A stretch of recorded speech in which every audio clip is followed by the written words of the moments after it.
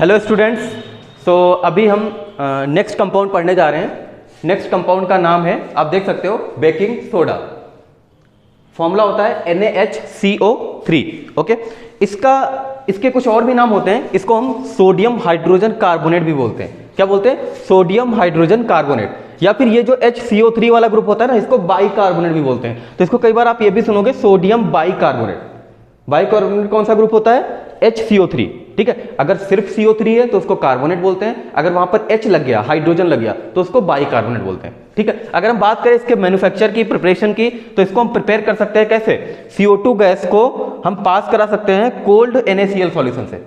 ठीक है, in the presence of ammonia. अगर हम NaCl का कोल्ड सॉल्यूशन लें, अब NaCl का कोल्ड सॉल्यूशन कैसे बनाएंगे? वाटर में डाल के। तो NaCl को वाटर में डालो, उसके बाद उसमें अमोनिया के प्रेजेंस में CO2 गैस पास कराओ, तो आपको क्या मिलेगा? सोडियम हाइड्रोजन कार्बोनेट या फिर सोडियम बाइकार्बोनेट। ओके, यहां पर एक बाई प्रोडक्ट भी बनता है NH4Cl, जिसको हम अमोनियम क्लोराइड बोलते हैं। क्या बोलते हैं? Ammonium chloride. अमोनियम क्लोराइड यहां पर हमारा बाई प्रोडक्ट हमें देखने को मिलता है। ठीक है, अगला अगर हम इसकी प्रॉपर्टीज की बात करें तो अगेन इसकी जो प्रॉपर्टी है वो व्हाइट होता है। ये कैसा होता है? सोडियम बाइकार्बोनेट हमारा व्हाइट क्रिस्टलाइन सॉलिड होता है। ठीक है, और ये सॉल्युबल होता है वाटर में। अब बात आती है कि जो हम सोडियम हाइड्रोजन कार्बोनेट को वाटर में डालते हैं, इसका जब सॉल्यूशन प्रिपेयर करते हैं, तो जो बनने वाला सॉल्यूशन है वो कैसा होगा? एसिडिक होगा, बेसिक होगा, या फिर न्यूट्रल होगा, या फिर उसका जो pH है वो कैसे वेरी करेगा? तो जो हमारा सोडियम हाइड्रोजन कार्बोनेट होता है, ये कैसा होता है? ये बेसिक इन नेचर होता है। कैसा होता है? बेसिक इन नेचर होता है। ठीक है, तो सॉल्यूशन इसका भी कैसा बनेगा? बेसिक बनेगा। तो इसका सॉल्यूशन अगर बेसिक बनेगा तो pH क्या होगा इसका? ग्रेटर देन 7 होगा। pH क्या होगा इसका? ग्रेटर देन 7 होगा। अगर हम और प्रॉपर्टी की बात करें तो अगर आप इसको हीट करते हो, ठीक है, अगर आप इसको 373 केल्विन पे हीट करते हो या उससे ज्यादा टेम्परेचर पे हीट करते हो, तो ये हमारा डिकम्पोज होके Na2CO3 जो कि सोडियम कार्बोनेट होता है। क्या होता है? Sodium carbonate. ये डिकम्पोज होके सोडियम कार्बोनेट में कन्वर्ट हो जाता है। सोडियम कार्बोनेट में कन्वर्ट हो जाता है along with H2O and CO2 gas.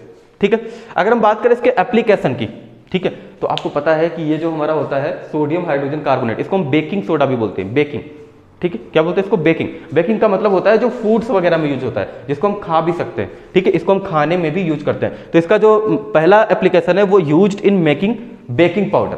ठीक है, बेकिंग पाउडर जो हमारा खाने में यूज होता है, उसकी प्रिपरेशन में हम, उसको मैन्युफैक्चर करने में हम बेकिंग सोडा का यूज करते हैं। अब जो बेकिंग पाउडर है वो कैसे बनाते हैं? तो ये जो हमारा बेकिंग सोडा होता है NaHCO3, इसको हम थोड़े से एसिड के साथ मिक्स करते हैं। ठीक है, कोई हमारा वीक एसिड, बहुत ज़्यादा स्ट्रांग नहीं, जैसे हमारा टार्टरिक एसिड हो गया या फिर सिट्रिक एसिड हो गया, इस टाइप का कोई एसिड है, उसके साथ हम इसको मिक्स करते हैं। किसको? सोडियम हाइड्रोजन कार्बोनेट को। ठीक है, तो आपको पता है जो सोडियम हाइड्रोजन कार्बोनेट है वो कैसा है? वो एक बेस है, और जो हमने मिक्स क्या किया है? एसिड। ठीक है, तो जब इसको एसिड के साथ मिक्स करते हैं, मिक्स करने के बाद क्या होता है? वहां पर CO2 गैस इवॉल्व होती है। क्या होती है?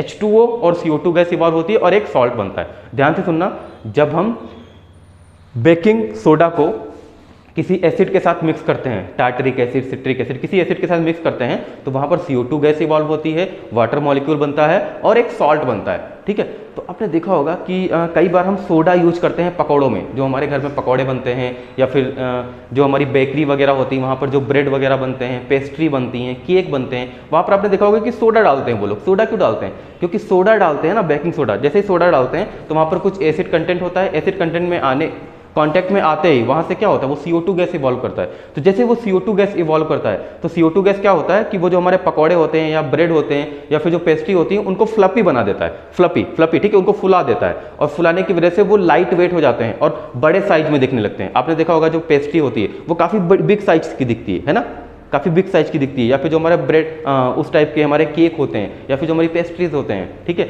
या फिर हमारे जो पकौड़े वगैरह होते हैं, आपने देखा होगा कि अगर आप सोडा नहीं डालते हो, जो बेकिंग सोडा है, अगर आप नहीं डालते हो, तो वो जो हमारा पकौड़े होते हैं या फिर पेस्ट्री होती हैं या फिर केक होते हैं, वो हमारे छोटे स्मॉल साइज़ के होते हैं। ठीक है, स्मॉल साइज़ के होते हैं और थोड़े से सॉलिड होते हैं। लेकिन अगर वहीं पे आप सोडा डाल देते हो तो वो फूल जाते हैं, फ्लपी हो जाते हैं, है ना, उनका साइज़ भी बढ़ जाता है। ठीक है, तो बेसिकली ये काम होता है। वहाँ पर जो CO2 गैस होती है ना, वही उसको फ्लफी बनाती है। वो बाहर निकलती है ना CO2 गैस, तो CO2 गैस बाहर निकलती है तो वो उसको फ्लफी बना के और उसको फुला के फिर बाहर निकलती है। ठीक है, तो इस टाइप का हमारा ये यूज हो गया किसमें? बेकिंग पाउडर में। ठीक है, अगला हमारा जो इसका यूज होता है वो होता है मेडिसिन में। आपको पता है कि मेडिसिन में कैसे यूज होता है? As a antacid. आपने देखा होगा कई बार हमें फूड वगैरह से एसिडिटी वगैरह हो जाती है, ठीक है। एसिडिटी का मतलब होता है कि हमारे जो पेट में एसिड कंटेंट है वो बढ़ जाता है। अब पेट में एसिड कंटेंट बढ़ गया है तो फिर हम इसको ड्रिंक करते हैं, बेकिंग सोडा को। तो बेकिंग सोडा को क्यों ड्रिंक करते हैं? क्योंकि जो बेकिंग सोडा है वो बेसिक इन नेचर होता है। कैसा होता है? Basic in nature. अब अगर ये बेसिक इन नेचर है तो हमारे अंदर जो पेट में जाएगा तो हमारे पेट में पहले से क्या है? एसिड, और हमने लिया क्या है? ड्रिंक क्या किया है? बेस। तो एसिड और बेस क्या हो जाएंगे? न्यूट्रलाइज, और न्यूट्रलाइज हो जाएंगे जो आपको पेट में इरिटेशन वगैरह हो रहा था, जो आपको एसिडिटी वगैरह की प्रॉब्लम थी, वो सभी क्या हो जाती हैं? सॉल्व हो जाती हैं, रिजॉल्व हो जाती हैं, ठीक है।